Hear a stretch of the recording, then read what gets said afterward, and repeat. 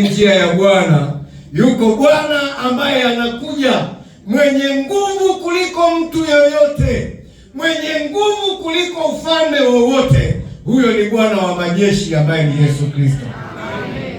Kama Bwana ambaye ana nguvu kuliko bwana yeyote, kuliko mataifa yoyote, ndiye ambaye anakuja, ambaye tunaambiwa tuitengeneze njia yake, tunapaswa kufanya maandalizi. Haleluya. Na maandalizi haya sio ya kawaida. Ni maandalizi ambayo tunapaswa kutikiswa kila mahali. Bwana huyu ambaye anakuja kwenye mioyo yetu. Tunapaswa kuiandaa mioyo yetu. Tunapaswa kuiandaa maisha yetu. Tunapaswa kutengeneza njia zetu.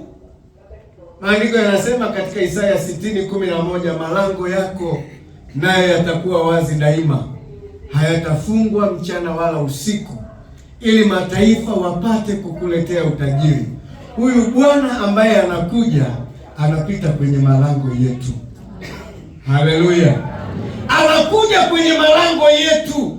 Anakuja kwenye mlango wa moyo wako. Ufungue mlango wako wa moyo wako. Uandae mlango wa moyo wako, ili Bwana anapoingia aondoe milima ambayo iko kwenye moyo wako, aondoe mabonde ambayo yako kwenye moyo wako, ili apate kuzaliwa kwa upya kwenye maisha yetu.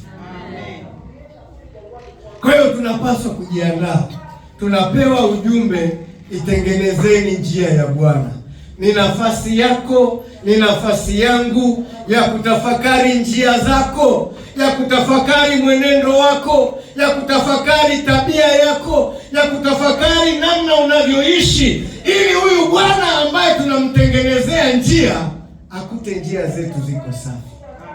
Akute milango yetu tumeifungua, ili aweze kuingia, abadilishe maisha yetu, abadilishe mienendo yetu, abadilishe kazi zetu, abadilishe uchumi wetu. Huyu Bwana anayekuja ana nguvu ya kubadilisha kila kilichokuwa kimekufa kiweze kuwa hai.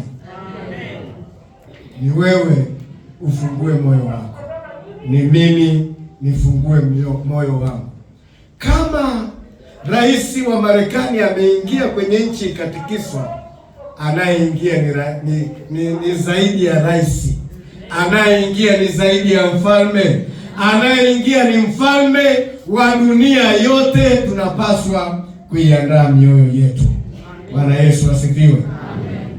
Katika somo ambalo tumepewa kutafakari, Nabii Isaya anawatuliza watu mioyo. Anawapa ujumbe wa kinabii. Anasema, watulizeni watu mioyo, watulizeni watu mioyo. Maana inawezekana wakati huo ujumbe unatoka, mioyo ya watu ina shida, mioyo ya watu ina mizigo mizito, mioyo ya watu imekata tamaa. Isaya anakuja na ujumbe wa matumaini. Anasema, watulizeni watu mioyo, watulizeni watu mioyo. Waambieni watu ambao wamekata tamaa, Bwana yu karibu. Bwana anayewatia nguvu yuko karibu, anakuja. Bwana mfariji ya watu ambao wamekata tamaa anakuja. Isaya anasema, watulizeni watu mioyo.